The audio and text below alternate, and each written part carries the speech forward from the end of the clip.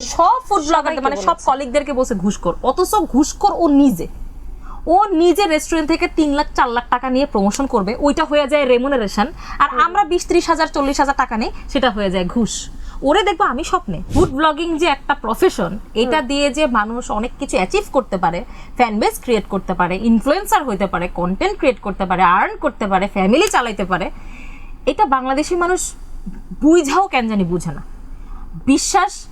বিশ্বাস করতে চায় না, মানতে চায় না। মানে আমি তো পারি না, ও কেন পারবে? ফুড আপ্পির খুব পছন্দের একজন ফুড ব্লগার এবং কন্টেন্ট ক্রিয়েটর হচ্ছে রাফসান্দা ছোট ভাই। উনি ফুড ব্লগার? উনি নিজেকে ফুড ব্লগার দাবি করে না, উনি তো এখন ফুড ব্লগার না, ফুড ব্লগারই, মানে ফুড ব্লগিং ওনার স্টার্টিংটা ফুড ব্লগিং দিয়েই ছিল, উনি ফুড ব্লগারই ছিল, বাট উনি এখন নিজেকে ফুড ব্লগার দাবি করে না। কিন্তু আমি শুনেছি আপনি রাতে ঘুমানোর সময় নাকি রাফসান্দা ছোট ভাইকে স্বপ্নে দেখেন। কার কাছ থেকে শুনছেন? সিরিয়াসলি? আপনি স্বপ্ন সিরিয়াসলি ও রাফসান্দা ছোট ভাইকে স্বপ্নে দেখে বলেছে? আমি বলি নাই, দিদি প্যাচ লাগায়া। যে মানুষ, আমি বলি নাই। আচ্ছা, যে মানুষ তার কলিগদেরকে বলে ঘুষখোর, সেই মানুষকে দেখবো আমি কাকে বলছে? আপনাকে ঘুষখোর বলছে? সে তো তার সবাইকে, সব ফুড ব্লগারদের মানে সব কলিগদেরকে বসে ঘুষখোর, অথচ ঘুষখোর ও নিজে রেস্টুরেন্ট থেকে 3 লাখ 4 লাখ টাকা নিয়ে প্রমোশন করবে, ওইটা হয়ে যায় রেমুনারেশন, আর আমরা 20-30 হাজার 40 হাজার টাকা নেই, সেটা হয়ে যায় ঘুষ। ওরে দেখবো আমি স্বপ্নে, জীবনেও না। এমনও সময় গেছে তার স্টার্টিং না, তার স্টার্টিং কি ছিল? উনি যে বলে যে হচ্ছে উনি ফুড ব্লগার না, উনি এমনও সময় দেখা গিয়েছে মোবাইলের মধ্যে হেডফোন লাগিয়ে কানে হেডফোন দিত, মোবাইল হাতে রাখতো, উনি কথা বলতো, ওই হেডফোনের মাধ্যমে ওনার হচ্ছে ভয়েস রেকর্ড হতো, আর তখন হচ্ছে উনি গাম্বু সাইজের হচ্ছে বার্গার নিয়ে কামড় দিয়ে তারপর হচ্ছে ভিডিও বানাইতো। কিভাবে? তারপরেও সে নিজেকে হচ্ছে কি বলে, আমি ফুড ব্লগার না। আচ্ছা আচ্ছা।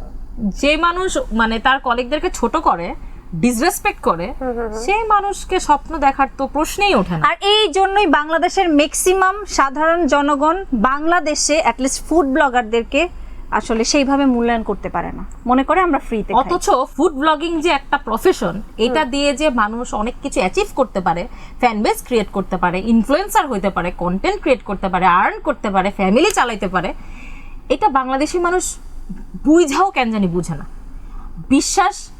বিশ্বাস করতে চায় না, মানতে চায় না। মানে আমি তো পারি না, ও কেন পারবে? অনেকে মনে করে যে যাব ফ্রিতে খাবো, মজার খাবো, হয়ে গেল। কিন্তু এই যে খাচ্ছি, সামনে যে আমাদের প্রায় 10 থেকে 15 রকমের আইটেমও যদি দেয়, ধরেন 5টা আইটেমই দিল, এই 5টা আইটেম একই সঙ্গে যে আমরা খাচ্ছি, আমাদের বডির মধ্যে যে আমরা আসলে এটাকে নিচ্ছি, এইটা যে কতটা কষ্টের, এটা আসলে ওই মোমেন্টে যারা থাকে তারাই কিন্তু বুঝতে পারে।